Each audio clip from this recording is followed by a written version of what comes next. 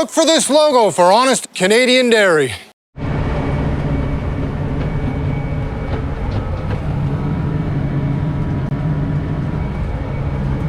guys, welcome back to another video here.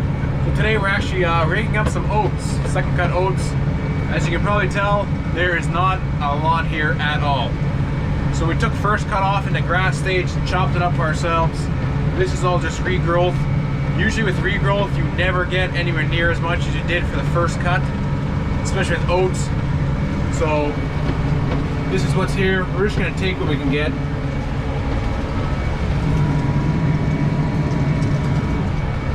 These really tiny swaths are kind of making me question if it's even worth cutting this stuff, but in reality it is.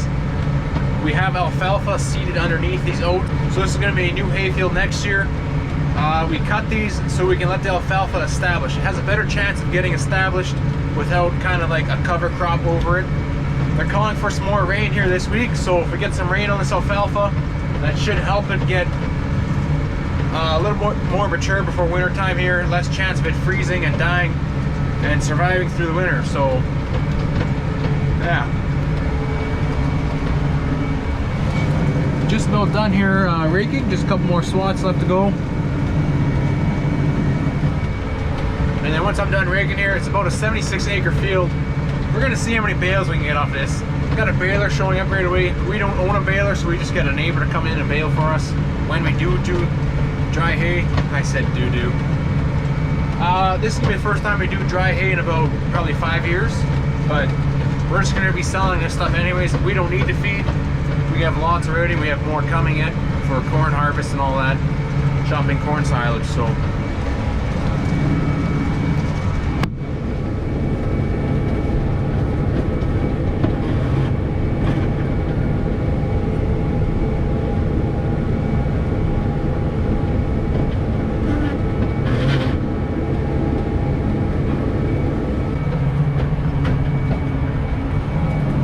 maybe it just looks a little deceiving on camera. I'm gonna take a wild guess right now and maybe say we get 30 bales off this 76-acre field. That's gonna be my guess. We're gonna see what happens.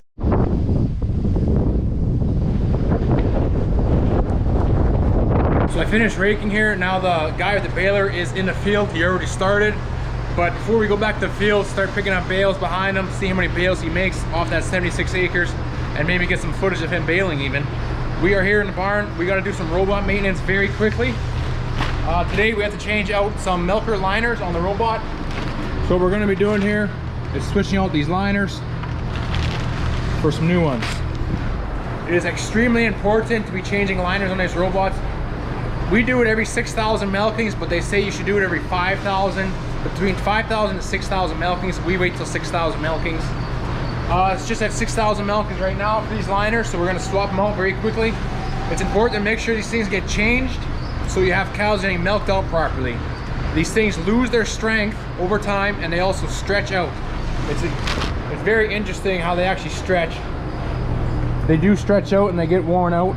Sometimes if you don't change them in time, they start maybe cracking up here or something, but we've never had that issue yet. These are really nice liners. They're silicone. We've never tried the rubber liners on these robots. I don't think we ever will. The rubber liners, you have to change more often. We like the silicone liners. Cows get milked out properly, and we just can't complain with how they perform. So we're gonna swap these out quick and then go back to the field. So all you really need is swap these things out, maybe some long needle nose pliers, some other pliers. That's all you really need. So first thing first, we're just going to take this hose off. That's a dipping hose, and then we're just going to take the hose from off the bottom and then pull the thing right out of the cup and then slap a new one in. We have to put this tip onto the new liner and then put it back into the shell, hook it all back up properly.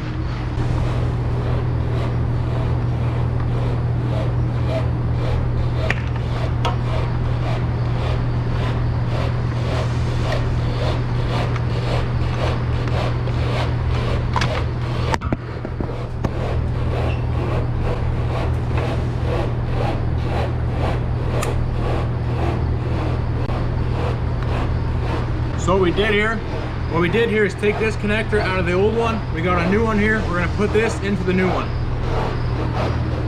So you just take it here. I found it's a lot easier if you hold it with some pliers or something.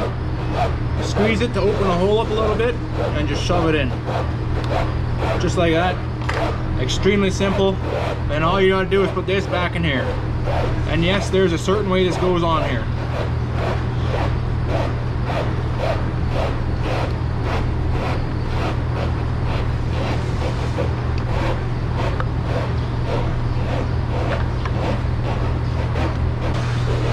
So just like that, we got the new one in. We take this connector off the old one, put it on a new one, connect this hose back up to that. It is extremely important to line up these notches on the silicone liner with the notch that's on the shell here, as well with the bottom. So on the bottom right here, do you see that little notch? You have to line it up with the top. That just ensures that it's straight inside the cup and there's no kinks or twists in it.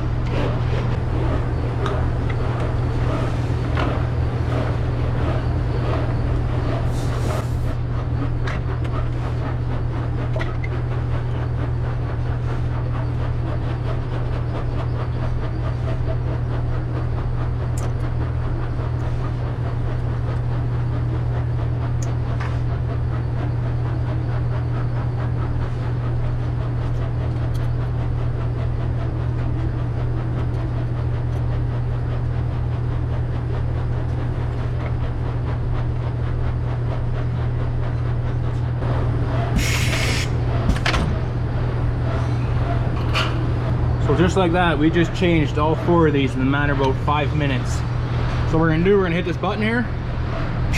It's gonna lift the cups up, make sure everything looks good, everything's straight.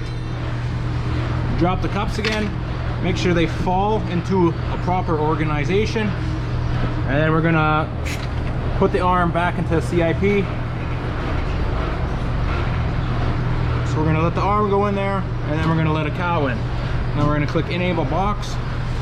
This cow's gonna walk in.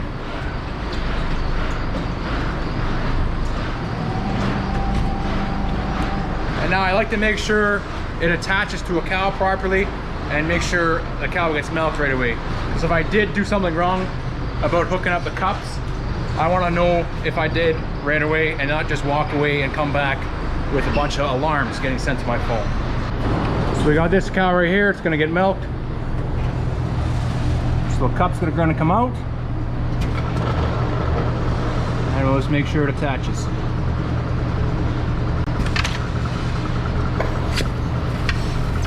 It's 1, 2, 3, and 4. She got attached in 40 seconds. So that looks good to me. We're gonna do the other one here quick, and then we're gonna head back to the field. So I figured I'd just show you guys quick how easy it is to change the liners on a gear robot. It's extremely simple, quick, and now I got cows milking again within 15 minutes. I changed both liners on 2 robots. Now they're good for about another month to a month and a half. So figured I'd just show you guys that, and now we're gonna head back to the field and see how the baling's going. Got a square bale right here. It's a nice looking bale actually. Nice and green.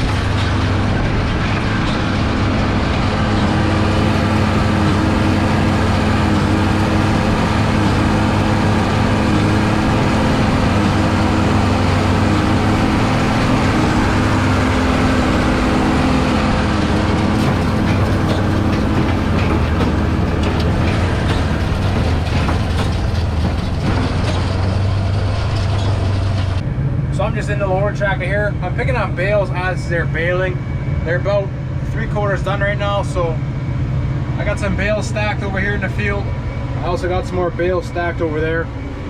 So we got 15 right here, another 9 there, and then they're still baling. So I'm not gonna run around the field with a trailer. I'm just gonna stack them in a spot in the field, maybe 3 or 4 piles, and then I'm gonna come with a bale trailer, pick them up, and then throw them in the shed after that. Just because the bales are so spread out throughout the field, I decided I'm just gonna stack them in certain spots of the field and then pick it up later with the bale trailer instead of running around with the bale trailer, getting out, unhooking it, hooking it back up all the time. So yeah, this is what we're doing.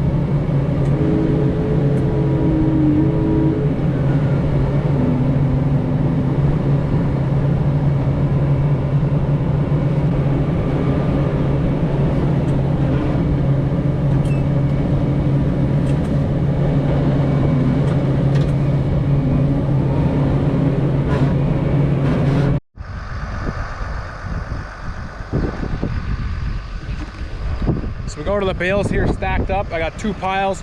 We got 18 bales over there. We got 19 bales sitting right here. So that gives us a total of 38, 39 bales off 76 acres. I mean, that's to be expected considering this is second cut oats. We took a first cut off and this is just regrowth that came back, so we decided to cut it again.